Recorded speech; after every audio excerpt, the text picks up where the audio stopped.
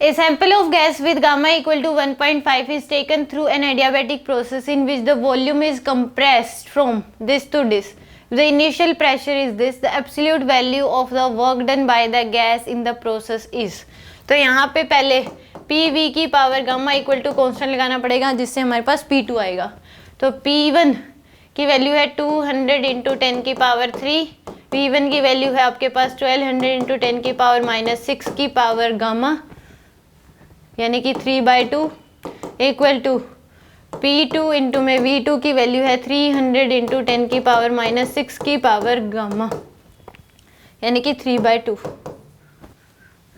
तो ये 10 की पावर 6 और ये तो कैंसिल हो जाएगा यानी कि आ जाएगा 200 इंटू 10 की पावर 3 इंटू में 1200 की power 3/2 equal to P2 into 300 की पावर 3/2.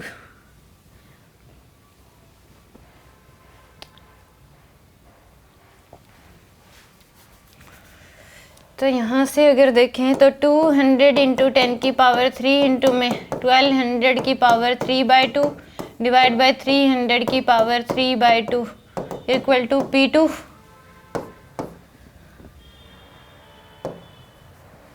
तो यहाँ से 4 की पावर 3/2 200 इंटू 10 की पावर 3 इंटू 4 की पावर क्या लिख सकते हैं 3/2 इक्वल टू P2.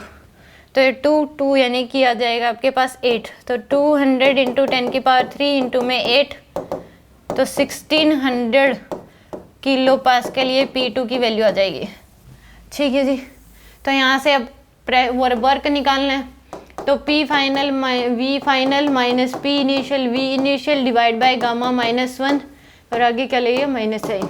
तो P फाइनल 1600 इंटू 10 की पावर 3 इंटू में V फाइनल 300 इंटू 10 की पावर -6 P इनिशियल 200 इंटू 10 की पावर 3 इंटू में 1200 इंटू 10 की पावर -6 डिवाइड बाय 3/2 -1.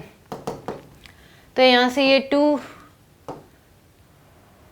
5 6 तो यानी कि आ जाएगा 16 इंटू 30 माइनस का तो ये भी 10 बच जाएगा. ये आ जाएगा 20 इंटू में 12 डिवाइड बाय 1/2 480 आगे माइनस साइन है 240 डिवाइड में 1/2.